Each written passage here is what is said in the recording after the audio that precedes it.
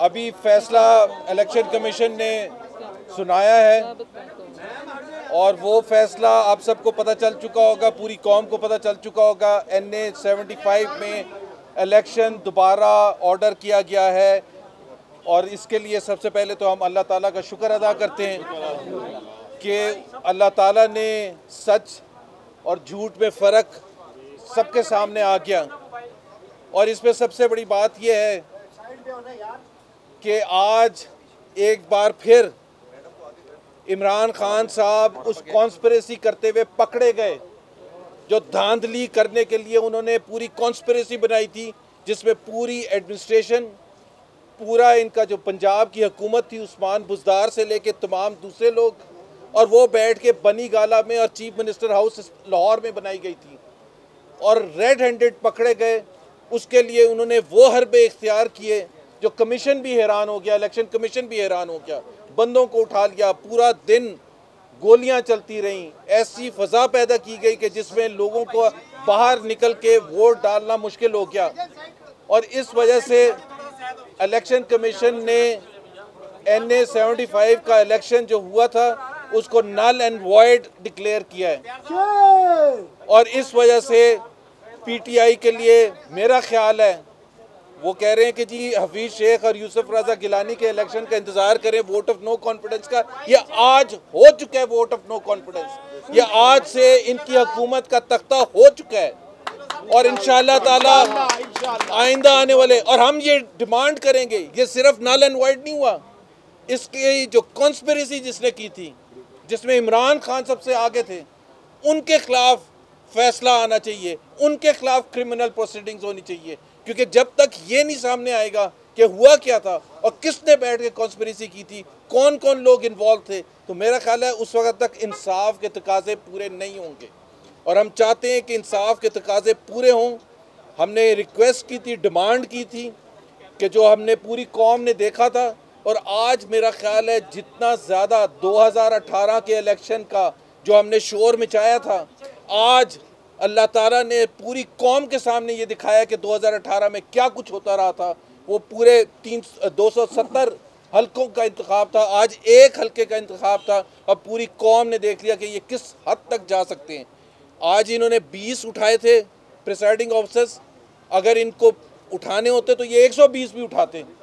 और ये जो सिलसिला अभी रोका गया है, ये लड़ के जद्दोजहद करके लीडरशिप का, हज़ारों कारकुनों का, मरियम नवाज़ की आवाज़ जो उन्होंने उठाई जिस दिन से ये इलेक्शन हुए थे, वार्निंग दी गई, बार बार ये बताया गया कि जी ये क्या हरबे इख्तियार कर सकते हैं, हमने तो पहले ही बता दिया था।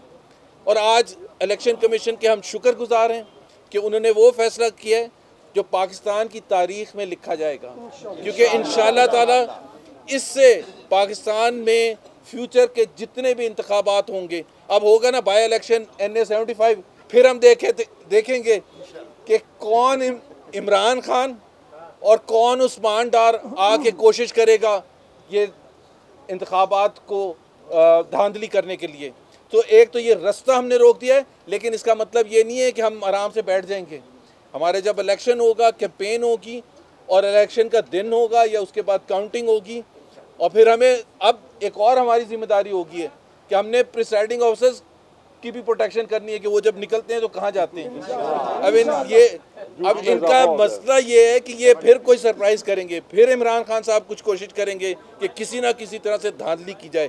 तो एक बार फिर अल्लाह ताला का शुक्र और हमारी लीडरशिप को मुबारकबाद, ख़ास तौर पर मरियम नवाज़ साहिबा को, नवाज़ शरीफ साहब को, जिन्होंने पूरी कौम को एहसास दिलाया कि हम किस जगह खड़े हैं, और अगर हम लड़ के और इलेक्शन कमीशन जाके अपना फ़ैसला नहीं करवाते हैं और जो इंसाफ की बुनियाद पर है, तो आज पूरी कौम ने देख लिया और अल्लाह ताला का शुक्रिया।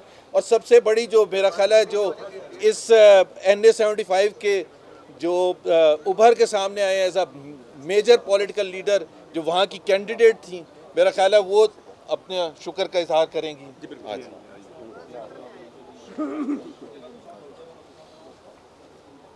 बिस्मिल्लाहिर्रहमानिर्रहीम। शुक्र है उस परवरदिगार का जिसने आज हमें सुरखरू किया।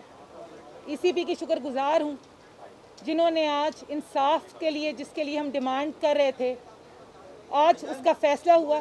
ये एक हिस्टोरिकल फैसला है जो आने वाले हर इलेक्शन में एक मिसाल और एक एग्जाम्पल सेट करके गया है।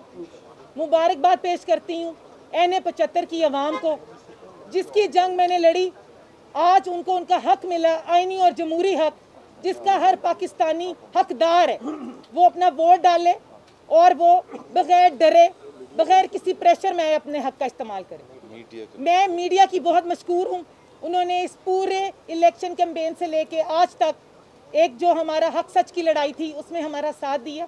मैं शुक्रगुजार हूँ अपनी पार्टी लीडर्स की, जिन्होंने मेरे पे एतमाद किया और आज तक मुझे सपोर्ट दी और हिम्मत दी कि मैं इन चोरों का, इन वोट चोरों का मुकाबला डट के कर सकूं, जो मैं आइंदा भी इंशाल्लाह करूंगी। मैं NA 75 डस्का को बहुत मुबारकबाद देती हूं कि जिन्होंने डंडे खाए, गोलियां सही, लेकिन फिर भी वोट कास्ट करने के लिए लाइनों में लगे रहे। तो डस्का मुबारकबाद, मुबारकबाद डस्का को। जबरदस्त मरियम नवाज ने ये कहा था कि उनके पास ये सबूत है कि वज़ीर आज़म इमरान खान के जो मातहत एजेंसियां हैं वो इस अगवा में मुलव्वस थी, प्रिजाइडिंग अफसरों के उनके पास सबूत हैं।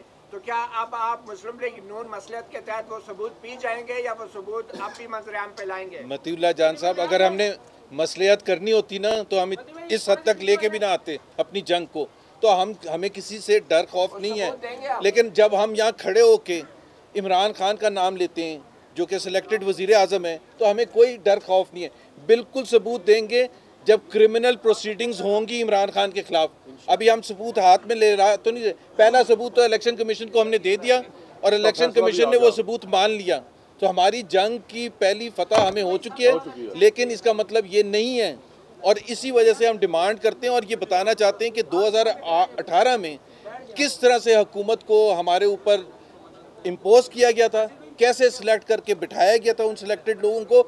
अगर एक हल्का इमरान खान साहब हार जाते तो मेरा नहीं ख्याल है कोई इतना बड़ा मसला होता, लेकिन ये अल्लाह ताला ने एक दिखाना था पूरी कौम को और वो उन्होंने दिखा दिया। एक्सपोज करना था, एक्सपोज हो गए थे। अल्लाह मियां चोर साबित करना। बताइए कि आप अभी मुबारकबाद दे रहे हैं चोर हैं, लेकिन 3 मार्च के इंतखाबात में तो आपका एक वोट तो कम हो चुका।